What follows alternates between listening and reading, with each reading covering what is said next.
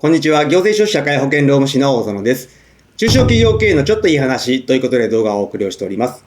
今回は助成金、補助金、そして人材開発等支援助成金の中に外国人労働者就労環境整備助成コースというのがありますので、そちらをご紹介をしていきたいと思います。最近外国人労働者年々増加をしているという状況になってきております。そして就労する上で、そして就労しながら雇用のルール、そして雇用に関する制度の説明をすることが多いかと思います。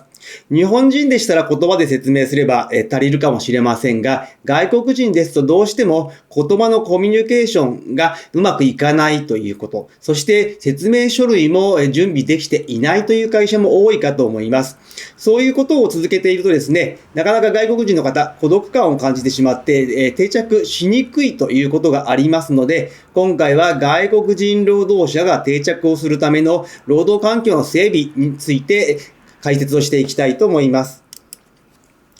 今回の概要ですけれど、まずは外国人労働者の推移と課題について見ていきたいと思います。そしてその上で今回ご紹介をする人材確保等支援助成金の中にあります外国人労働者就労環境整備助成コースをご紹介をします。そして最後に注意点とまとめという形になります。まずは外国人労働者の推移について見ていきたいと思います。2024年230万人を超えた状態になっておりまして、外国人労働者はどんどん増えてきているという状況になっております。その中でですね、外国人労働者依存社会というのがどんどん加速をしてくるという中で、今ですね、一方で増える外国人に対して在留資格一部は制限という形になっておりますが、全体として制限をかけることの是非についての検討も始まっているという状況になっておりますので、もしかしたら今後はですね、在留資格に関わらず日本に来る外国人が制限をされる可能性も出てきました。そんな中ですね、今現状の外国人労働者、国籍別で見てみますと、一番多いのがベトナム国籍で57万人、中国国籍で40万人、フィリピン国籍で24万人という形になっております。産業別でいきますと、卸売業、小売業が全体の 18% を占めていて一番多いという形になっております。そしてですね、外国人労働者、特に30人未満の規模の会社においては、採用率が 62% という形で、もうすでに過半数を超えていて、中小企業、小規模企業において外国人労働者は必須という状況になっております。そんな中で外国人労働者、雇用をする上での課題です。外国人労働者側から見た上での課題ですけれど、やはりですね、自分のことをよく分かってくれない、またはですね、孤立をしている、仲間がいない、頼りにできる人がいない、そういった職場における孤独感を感じている外国人労働者が非常に多いことが分かります。特にですね、正社員は強く感じているようで、外国人と日本人の離職率を比較をしてみると、2024年時点で日本人の離職率というのは 15.4%。これに対してですね、外国人労働者の離職率というのは2023年においては 44.5%。したがってですね、1年で半数が離職をするという状況になっておりまして、今非常に増えてきておりますけれど、特定技能という制度がありますが、こちら、転職が可能という在留資格ですけれど、この特定技能においてもですね、2022年現在で 16.1% で日本人よりも高いという状況になっております。この離職の原因に関しましては、特にですね、特定技能に関しては、より良い労働環境を求めて転職をするというケースもありますし、あと多くの外国人の場合は、やはり孤独感を感じてという形ですね。また、就労する上で外国人労働者が抱える不満に関してはですね、やはり昇進昇格が遅いですとか、明確なキャリアパスがないといったところ、そういった今後定着をしていく上での不安というのも非常に多く抱えているという状況になっております。そんな中でですね、最低賃金もどんどん引き上がってきて、欧米にどんどん追いつけという形になってきておりますが、賃金が上がってもそれ以降のキャリアアップの仕組みも作っていかないと、やはり外国人定着は難しいという形になっております。その中でですね、人材確保等支援助成金の中に外国人労働者就労環境整備助成コースというのがあります。こちらはですね、外国人特有の事情に配慮した就労環境の整備を行って、外国人労働者の職場定着に取り組む事業主に対して、その経費の一部を助成をするものという形になっております。この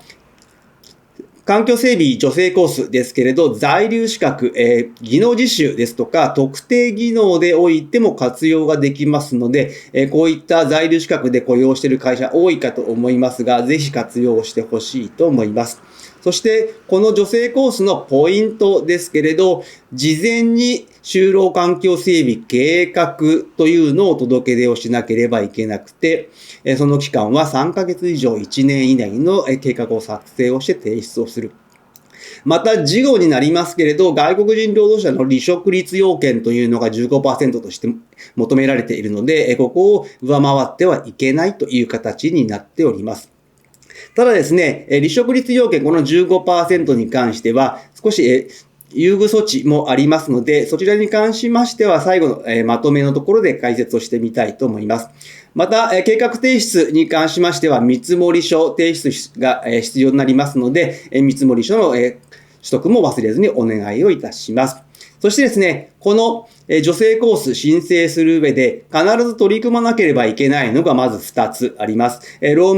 雇用労務責任者の選任と就業規則等の社内規定の多言語化という形になっておりまして、こちらは必須となっております。この雇用労務責任者ですけれど、こちらも最後で改めて詳しく説明はしますけれど、選任をしなければいけなくて、1回以上の面談が必要。また、就業規則等に関しては多言語化をするという形になっております。そして、さらにですね、この後説明しますけれど、選択的取り組みというのが3つありますので、そのうちから1つ以上を取り組むというのが条件になっております。その結果ですね、助成額につきましては、1制度につき20万円、上限で80万円という形になっております。全部でですね、項目は5つありますので、最大では100万円になるかと思うんですが、上限は80万円という形になりますので、取り組みは4つという形になります。そして、選択的取り組み、3つありますけれど、まずは苦情相談体制の整備、一時帰国のための休暇制度の整備、そして社内マニュアル、標識等の多言語化といった形になっております。苦情相談体制の整備ですけれど、こちらは、整備していただいて周知をする。そしてですね、外国人労働者の使用言語により苦情相談に応じるといった体制整備になりますけれど、外国人技能実習を行っている会社において、この相談体制のですね、外部委託として管理団体を使うことはできませんので注意が必要です。また、特定技能外国人において、苦情相談体制の整備というのは認めないという形で明記されておりまして、特定技能外国人の場合はその他の取り組みをしてくださいと、明記されているので、注意が必要です。そして、一時帰国のための休暇制度の整備ですけれど、こちら制度導入だけかと思いきやですね、そうではなく実績利用も必要になってきます。こちらは一時帰国を希望した場合に有給休暇を取得できる制度の創設という形で、1年間に1回以上連続して5日以上の休暇を取得させることという形になりますので、制度導入だけでは助成金出ませんので、一時帰国予定がある外国人がいる場合にはですね、こちら合わせて使ってもらえればと思います。実績利用に関しましては航空券の写し等が必要になってきますので注意が必要です。そして3つ目として社内マニュアル標識等の多言語化として就業規則等以外の部分でいわゆるセクハラパワハラそして安全衛生や福利厚生といった雇用に関する制度仕組みにものをマニュアル化して、それを多言語化をして周知をするという形になっています。その他ですね、標識類の多言語化も対象となるという形になっております。そして最後に注意点とまとめですけれど、こちらのコースは事業所単位ではありません。事業主単位になりますので注意が必要です。そしてですね、助成金申請の財源性として、外国人雇用状況届ですね、こちらが必須、当然になってきます。もちろんですね、外国人雇用した場合の届け出というのは義務になっておりますので、この義務を果たしていない事業所に関しては助成金は支給されませんので注意が必要です。そして、必須取り組みの一つとして、雇用労務責任者の選任というのがありましたけれど、外国人労働者雇用労務責任者というのをですね、選任をすることになっておりまして、10人以上の企業においては、外国人の雇用労務責任者を選任することが義務となっていますので、外国人雇用10人以上いる会社は、選任をしてください。ただしですね、届け出は必要ありませんが、選任は管理職の中から選ぶこととなっておりますので、注意が必要です。そして外国人雇用10人以上でなくてもですね、外国人労働者の雇用管理の改善というのは事業主の努力義務となっているので注意が必要です。そしてこの外国人労働者の雇用労務責任者ですけれど、資格に関しては特に定められておりませんけれど、今、厚生労働省で無料で外国人労働者雇用労務責任者講習というのを実施しておりますので、こちらの方ですね、ぜひ受講をしてもらいたいと思います。そしてこちら受講することによって、先ほどの外国人の離職要件 15% に関しては優遇措置を得られますので、ぜひですね、この環境整備助成コース申請して、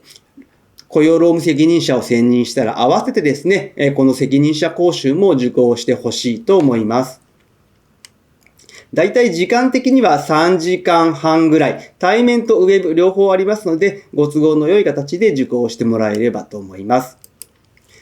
今日の内容が明日からの経営にちょっとだけ役に立つことを願っております。ご視聴ありがとうございました。それではまた次回。